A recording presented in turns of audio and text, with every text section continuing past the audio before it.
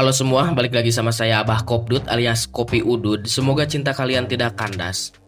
Tertawa adalah sebuah kenikmatan. Terkadang kita semua bisa tertawa akibat rasa senang ataupun benci.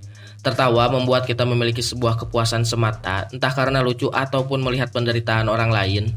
Dan baru-baru ini yang sangat membuat saya tertawa karena lucu dan sedikit agak jahat adalah ketika melihat Kaku berhadapan dengan Zoro. Kaku sangat percaya diri sekali ketika menyerang Sanigo. Kaku menyadari bahwa di kapal tersebut ada Zoro yang sedang tertidur.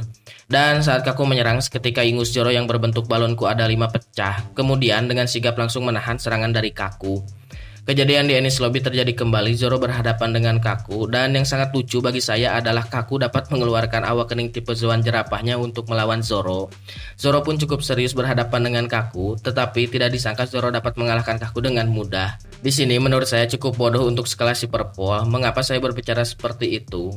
Mereka pernah dikalahkan oleh kelompok bajak laut topi jerami, tetapi mereka melakukan kesalahan untuk kedua kalinya. Mereka tidak sadar diri bahwa kekuatan mereka berbeda jauh dan yang mereka lawan adalah seorang Yonko. Seharusnya CP0 belajar dari tragedi atau kejadian yang sudah-sudah. Untuk sekelas Yonko tidak gegabah untuk diserang ataupun dikalahkan. CP0 adalah agen bodoh menurut saya. Yang mereka lawan adalah seorang Yonko, kemudian mereka pernah dikalahkan di pertarungan sebelumnya. Kita tahu bahwa Lucy memang adalah seorang tipe Zoan, juga begitupun dengan Kaku. Tetapi untuk Kaku dia hanyalah pemakan buah Zoan biasa. Memang di sini saya salut untuk Kaku karena sudah mencapai tahap awakening. Yang jadi permasalahan di sini bukan tahap awakeningnya, tetapi bagaimana mengoptimalkan potensi dari buah iblis tersebut. Beda halnya dengan Zoro. Zoro memang sudah ahli di bidangnya sejak lama, beda dengan Kaku yang baru sekitar 3 tahunan memakan buah iblis. Maka pengalaman Zoro soal bertarung akan sangat jauh berbeda. Zoro sejak kecil sudah berfokus kepada satu teknik, yaitu teknik berpedang, dan selalu menguasai teknik dengan daya tahan tubuhnya dengan tema yang sama, yaitu pedang. Sedangkan Kaku baru memakan buah Zoan. Menurut saya, Kaku di hadapan Zoro hanyalah seorang pemula yang tidak tahu diri. Ibaratkan Zoro ketika dulu melawan Mihawk, Zoro tidak bisa mengukur seberapa jauh perbedaan kekuatan dengan Dracul Mihawk. Memang di sini Kaku sudah mencapai tahap awakening, tetapi awakening Kaku tidak sekuat orang yang sudah dilawan oleh Zoro. CP0 tidak belajar dari apa yang dilakukan bajak laut topi jerami di Wano. Seharusnya mereka belajar dari pertarungan Luffy melawan Kaido dan Big Mom. Zoro dapat menangkis serangan combo duet maut gak pakai dangdut Yonko tersebut dan masih hidup. Sedangkan serangan Kaku kepada Zoro hanyalah sebuah angin lewat.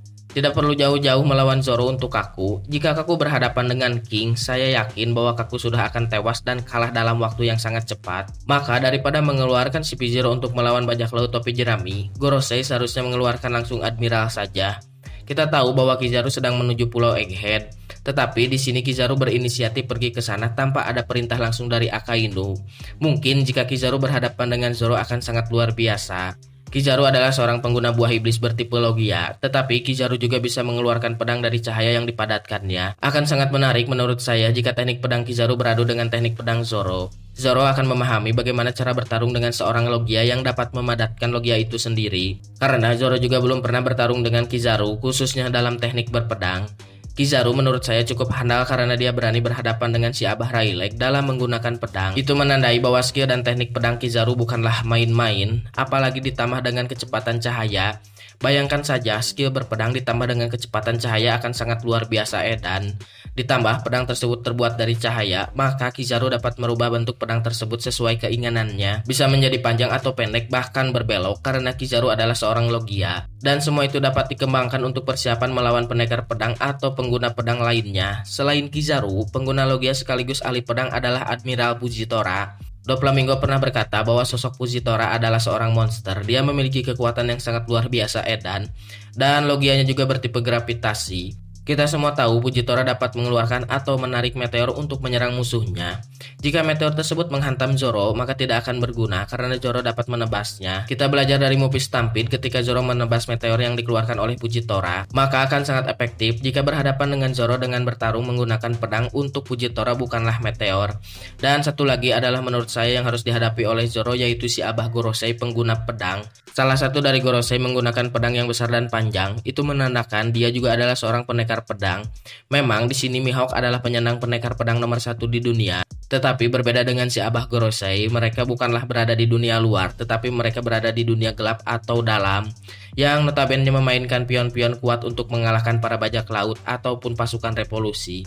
Belum diketahui bagaimana potensi atau kekuatan dari kelima Gorosei tersebut, tapi saya yakin bahwa kekuatan mereka sangatlah luar biasa edan. Dan kelima abah tersebut memiliki luka di kepalanya, yang berarti mereka dulunya adalah seorang petarung tetapi di level yang sangat tinggi. Akan sangat menarik bagi Zoro untuk berhadapan dengan si Abah Gorosei pendekar pedang tersebut. Kita tunggu ke depannya akan seperti apa. Jadi gimana menurut kalian? Tulis pendapat kalian di kolom komentar. Dan buat yang mau request, sok aja nanti sama saya dibahas. Mantap. Menurut saya mah kalau misalkan si Zoro ngelawan si Kakuma, udah receh lah itu malah. Kemarin kan lawan si King ya, jadi ngelawan si Kaku jadi apa? Jadi hambar gitu. Menurut saya masih Pijiro salah gitu kalau misalkan ngelawan sosok Yonko gitu ataupun Zoro gitu, tangan kanannya kan tetap aja lawan Yonko gitu. Seharusnya Admiral lah yang diutus sama Gorosei lah, atau Buster Call lah, jantung kagok gitu. Kalau ngirim si Pijiro mah udah gak ada apa-apanya ya, apalagi kalau sekarang kan si Luffy udah tahap awak kening.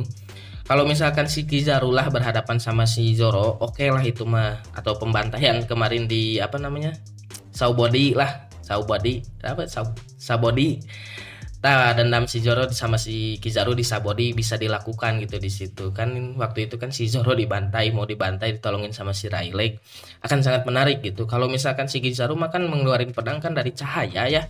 Menurut saya mah bisa memanjang atau memendek dan bisa ngalewar gitu kayak orai gitu. Si pedangnya tengah belit gitu. Kalau misalkan cahaya bisa dibentuk-bentuk aneh-aneh makan pasti bisa gitu kan, cahaya gitu loh ya.